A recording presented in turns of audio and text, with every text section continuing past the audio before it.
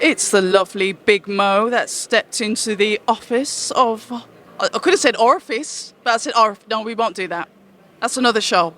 That's another show. That's after hours. That's after hours. Yes, it is. October Red Boxing, joined by, you remind me of like American footballer. I don't know why. I was American footballer. Right. You know the ones that are like, have you ever watched Scream, the first ones, the horror film Scream? A long time ago. Yeah, and they had like the baseball jackets and the high school kids were going around killing each other. I don't know why, but when I see you, I think of that film. I remind you of the high school jock. Should be wearing my Letterman's jacket. That's it. That could be worse. I like horror films, so that's why it sticks out. But welcome back, and how have you been? I've been great. It's been cool, man. I've got to come here a lot. Obviously, just signed my long-term deal with BOXXER and Sky, so that's amazing, and kind of becoming my home away from home here in the UK, but I've really enjoyed it, and coming off the heels of Shields Marshall, which was amazing experience. So I'm just really thankful to be here. We're going to touch on that. What was it like then? What did SkySports BOXXER say to you to invite you to sign that long-term deal? I'm not saying you're living in anyone's shadow, but you are becoming like the Michael Buffer of SkySports BOXXER. Well, I've definitely gotten that comparison, and I appreciate it, and that's a world of a compliment. I think that he's the gold standard. But I'm trying to be me. I'm trying to do what I want to do, and I had the conversation with them, and there's never been a ring announcer that's been as young as I've been, so it's all happened really quick. But it's the platform for me. It was a couple different things. One, it was the platform, of course.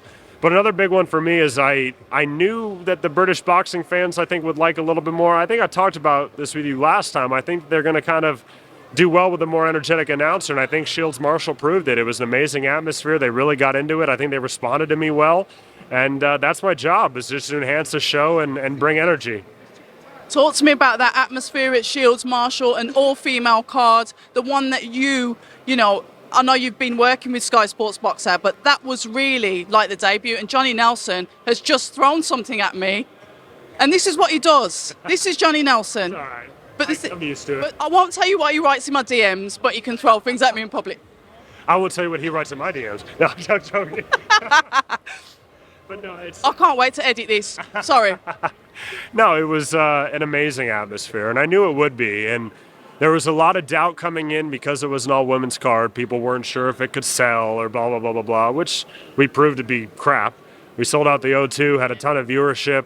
The energy was amazing, especially coming off, some recent negativity coming from the sport of boxing, a lot, with a lot of the Ben Eubank situation. And so I think it was important to have a card just go great and just kind of revitalize and show what boxing can be.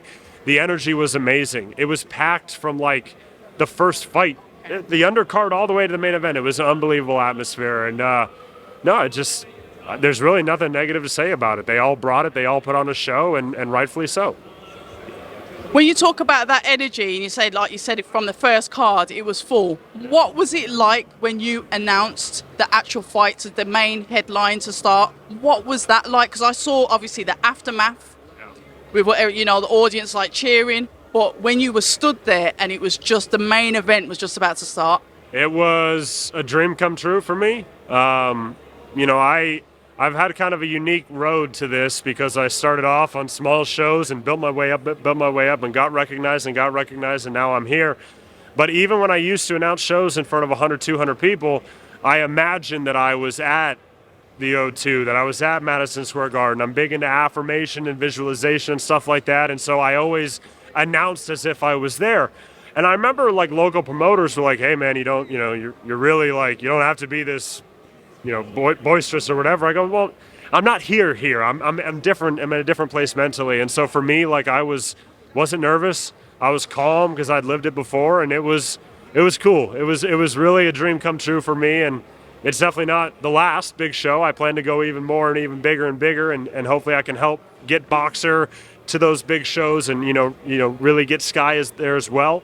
And it was amazing. Really thankful. I like what you said there when you said you was on the smaller circuit, 100, 200 people, and to the point where the promoters were sort of like trying to rein you in. It's like, calm down, as we would say over here. You're not, it's not that big, you're not that big. But you was like, no, because I dream big. How important is it to have that mindset to obviously get you to where you are today, across the pond as well?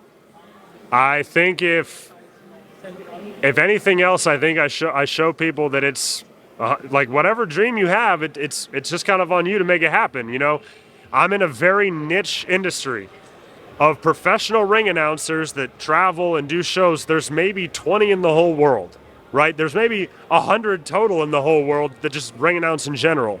And so I made it happen. They're just hustling and finding opportunities and never being afraid to do shows for free or anything like that. So when I had promoters that say, hey, it's not that big of a show, I'm like, well, no, it is to me, you know, because I'm trying to get to somewhere. I want to be the best at what I do. I want to be on the biggest platform possible. And I've just taken kind of a unique path to get here. It's almost like I've been like an indie pro wrestler that wrestles in like high school gyms and then, you know, they make it to the big stage. It's kind of a similar thing. And no, I think that's everything. If you have a goal that you want to reach, if you're not ready to or not willing to kind of give it everything that you have, then what's the point of having the goal? Then you're not really going to get there. You're not really committed to it. That is what I call ambition and believing in yourself. Where do you see the future? Like you said, you're someone that's into manifestation. You're somebody that believes in speaking it into existence. Where do you see the future, Big Mo? When I got into this sport, when I got into combat sports, I loved it. And I loved it because of the energy of the sport. There's nothing like it. I played American football. I get big games. I understand it. To me, there's something very different about a fight because it's two people. And so I want to help grow combat sports to be the biggest sport in the world. At one point, I think it was. I think it's tapered off a little bit for a variety of reasons, but I want to get it back to that point, you know, and a kind of a goal that I've had in the back of my mind is I've seen concerts at Copacabana Beach that have gotten 1 million, 2 million people. I'm kind of sitting there going, I think a fight could do that.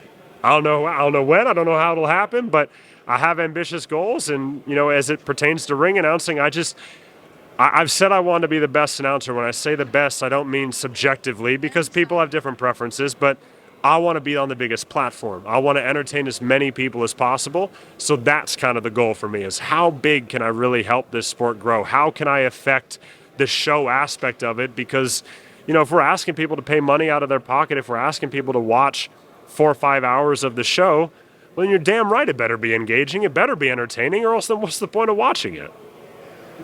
Some very, very wise words there. And I'm going to, considering how the conversation started off, but it's your ambition and it's your drive to continue to pursue what you want, and not even just what you want. Think bigger.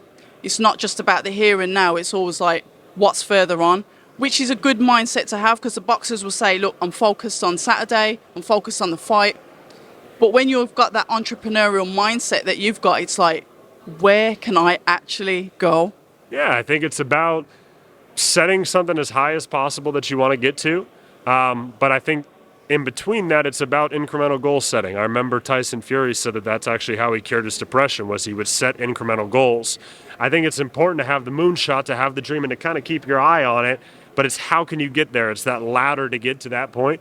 And that's what I'm focused on right now. And I really enjoy it, and I'm thankful for everyone that's kind of gotten into it a little bit. At first, when I started, people thought it was like weird, you know, that, oh, you announce fights like that. I think they all thought I did it in like a backyard. I'm like, well, no, like there's shows and people pay money and they buy tickets, and it's now grown and grown and grown to, you know, what Shields Marshall was, and now no one can really deny me, and it's been fun. We love it, and we look forward to hearing you on Saturday night and many more shows to come. Yes. You know what's going to be really good? When we come back in a few years' time, hopefully I'll still be about, no doubt you will be, and just to see the progression in a couple of years' time as well. Amen to that. Like I told you, you were the first person to interview me when I started doing stuff for Sky, so I'm forever appreciative to you. And I agree. You know, I think it's cool looking back, and who knows where I'm going to be in a few years, but I promise you it's definitely going to be elevated from where I am right now, so I appreciate it. Positive words. Thank you so much for your time, Big Mo. I'm going to leave you to it. God, you keep staring. Is there a ghost in here? No. It's like something's behind me. Oh, I like it. Until the next time, Big Mo. Thank you very much. Thank you, everyone that follows me. Make sure you follow me on social media, and make sure you follow Red October Boxing, or October Red Boxing. Sorry about that. We'll leave the Russian name out of it, like that, the film. Yeah. October Red. Yeah. Cut that out. Edit. Cut. We'll do it live. Hi, and thank you for watching October Red Boxing. Like, subscribe, and tap the bell for notifications. You can also find us on Instagram at October Red Boxing and on Twitter, October Red UK. And remember, at October Red, we stay ready.